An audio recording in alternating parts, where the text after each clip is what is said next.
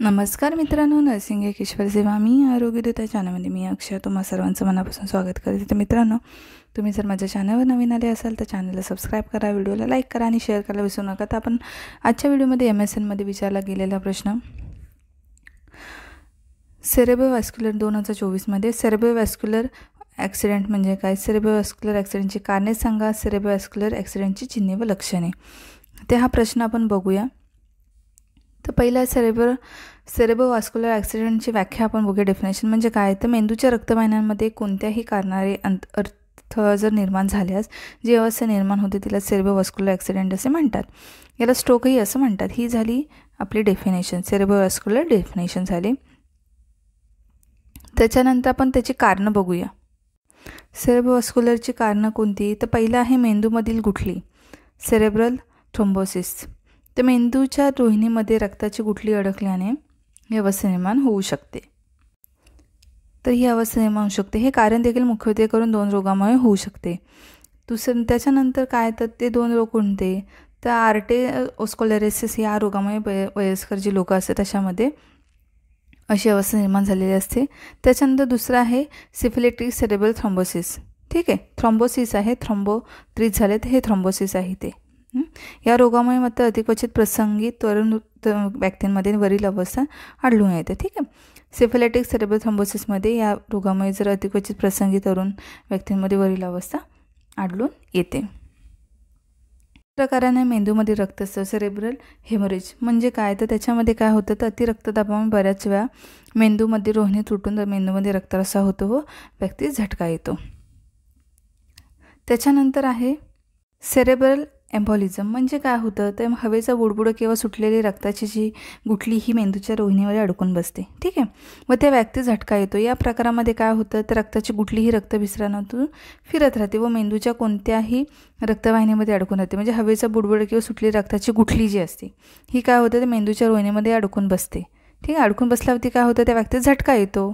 Okay, या प्रकारामध्ये रक्ताची गुठली ही रक्तभिसरणामध्ये म्हणजे ब्लड सर्क्युलेशनमध्ये फिरत राहते ती रक्ताची गुठली आहे ते, व मेंदूच्या कोणत्याही रक्तवाहिनीमध्ये अडकून राहते। त्याची कारणं काय आहेत, अशी मेंदूची गुठलीची म्हणजे रक्ताची जी गुठली आहे ती बनण्याचे कारण काय आहे, तर मायट्रल जे स्टेनोसिस जे आहे, मायट्रल स्टेनोसिस विथ ॲट्रियल फिब्रिलेशन। ठीक आहे, ते कारण आहे।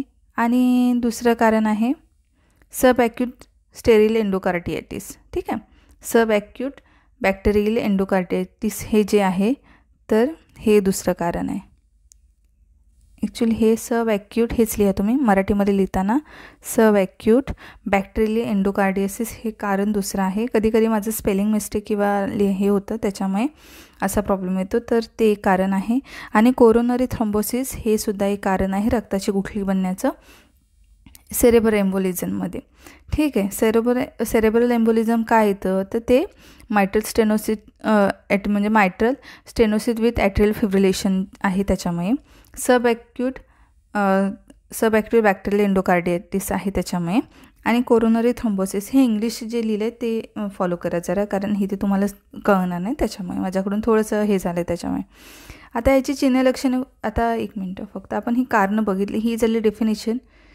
ठीक आहे, सेरेब्रोव्हास्क्युलर ॲक्सिडेंट म्हणजे काय, त्याची कारणं झाली मेंदूमधील गुठली, त्याची कारणं मेंदूमधील रक्तस्राव हे दुसरं कारण आहे।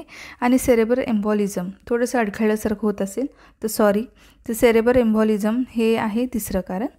त्याच्यानंतर आता ह्याची चिन्ह लक्षणं आपण कोणती आहेत, तर बघूया। सेरेब्रल थ्रोम्बोसिस, रक्तस्राव आणि एम्बोलिझम ह्या तिन्ही कारणामुळे जेव्हा झटका येतो तेव्हा सुरुवातीची चिन्ह लक्षणे अगदी सारखीच दिसतात, परंतु एम्बोलिझममुळे आलेला जो झटका असतो हा अचानक व सुरुवातीस तीव्र स्वरूपाचा असतो। ठीक आहे, तर थ्रोम्बोसिसमुळे हे थ्रोम्बोसिस आहे, थ्रोम्बोसिसमुळे आलेल्या झटक्याची सुरुवातीची चिन्ह लक्षणं अवस्था काही तासापासून दिवसापर्यंत टिकून राहते। मेंदूमधील रक्तस्रावामुळे झालेला झटका म्हणजे मेंदूमधील रक्तस्राव जो झाला आहे त्याच्यामुळे जर आलेला झटका हा देखील कसा असतो, अचानक असतो।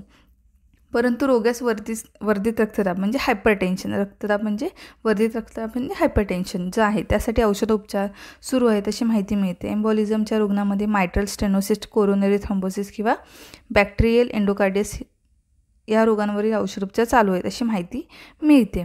सेरेब्रल थ्रॉम्बोसिसमुळे जेव्हा सौम्य प्रकारचा झटका येतो तेव्हा बरेच रोगी प्रथम गुंगीत जातात, म्हणजे ड्राउझी होतात, मग बेशुद्ध अवस्थेत कोमामध्ये जातात. तर काही रुग्ण मात्र एकदम बेशुद्ध गेलेले आढळतात किंवा बेशुद्ध होतात.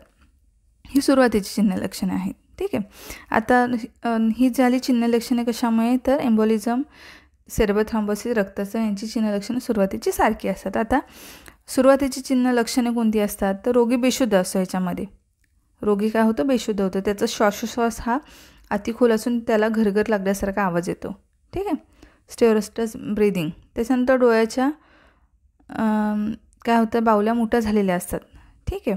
रोग्याच्या मलमूत्रावर ताबा नसतो. रोग्याचा युरिन पास होतं, स्टूल पास होतं. अतितीव्र स्वरूपाच्या झटक्यात रोगी शुद्धीवर न येताच दगावतो, म्हणजे अतितीव्र स्वरूपाच्या झटक्यात रोगी शुद्धीवर न येताच दगावतो.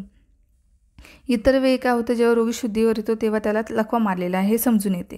इतर वेळी कधी कधी रोगी दगावतो, पण इतर वेळी काय होतं, तर जेव्हा रोगी शुद्धीवर येतो तेव्हा त्याला लकवा मारलेला आहे हे समजून येते. हा लकवा अर्धांगवाताच्या प्रकारचा असतो. त्याची तीव्रता कमी अधिक असू शकते. कमी अधिक प्रमाणात ह्याची तीव्रता असते. हा अर्धांगवाताच्या प्रकारचा असतो, त्याची तीव्रता कमी अधिक असू शकते. आता अर्धांगवात म्हणजे तर मेंदूमधील इंटरकॅप्सूल या भागाला रक्तपुरवठा करणारी मिडल मेनिंजियल आर्टरीची शाखा ही अतिलहान असल्यामुळे ती तुटण्याची किंवा त्यामध्ये गुठली अडकून राहण्याची शक्यता असते. अर्धांगवातामध्ये काय होतं, तर मेंदूमध्ये इंटरनल कॅप्सूल जी आहे या भागाला रक्तपुरवठा करणारी मिडल मेनिंजियल जी आर्टरी आहे तिची शाखा अतिलहान असल्यामुळे ती तुटण्याची किंवा तीमध्ये गुठली अडकून राहण्याची शक्यता असते व त्यामुळे अर्धांगवात ठीक आहे तो आलेला आढळतो. जर मेंदूच्या उजव्या भागामध्ये अडथळा निर्माण झाला असेल तर रोग्याची डावी बाजू लुळी पडते. उजव्या भागामध्ये जर मेंदूचा अडथळा निर्माण झाला तर रोग्याची काय होते, डावी बाजू लूळ होते. आणि उजवी बाजू लूळ पडलेल्या रुग्णाला बोलता येत नाही, कारण मेंदूच्या डाव्या भागात बोलण्याचे केंद्र म्हणजे स्पीच सेंटर जे आपण शिकलो ते असते. ठीक आहे. आता इतर चिन्ह लक्षणे कोणती असतात, तर इतर चिन्ह लक्षणं असतात जेव्हा रोग्यास आपले अर्धे शरीर लूळ पडलेले आहे याची जाणीव होते तेव्हा त्यास मानसिक धक्का बसतो. हो की नाही, कुणालाही पडण्याचं आपलं शरीर एक अर्ध काम करत नाही आहे तर मानसिक धक्का बसतो. त्यामुळे तो अतिशय अस्वस्थ होतो. परावलंब आहे आपण दुसऱ्यांवरती अवलंबित राहणारा याची जाणीव होऊन अतिशय चिडचिडा बनतो, रागा करून घेतो. त्रास होतो ना, कधी कधी बोलता येत नाही पण मनातल्या मनात त्रास होतो. तर अशा प्रकारची आहे त्याची चिन्ह लक्षणे. त्याचे हे लिहायचं आहे. सुरुवातीचे चिन्ह लक्षण लिहायचे आहेत, अर्धांगवात, इतर चिन्ह लक्षणे. अशा प्रकारचा हा आजचा आपला व्हिडिओ होता. तर आता ही कारणे तुम्हाला लिहायची आहेत. त्याची डेफिनेशन सेरेब्रोव्हास्क्युलर ॲक्सिडेंटची डेफिनेशन तुम्हाला लिहायची असा प्रश्न होता. 2 मार्काला डेफिनेशन, त्याची कारणं पण मी तुम्हाला सांगितलेत. ठीक आहे, तुम्ही बघितले असतील 3 मार्काला.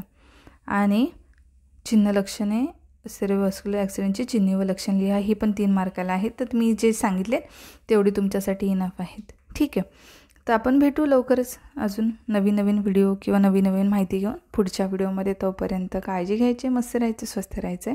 धन्यवाद आणि अभ्यास करा.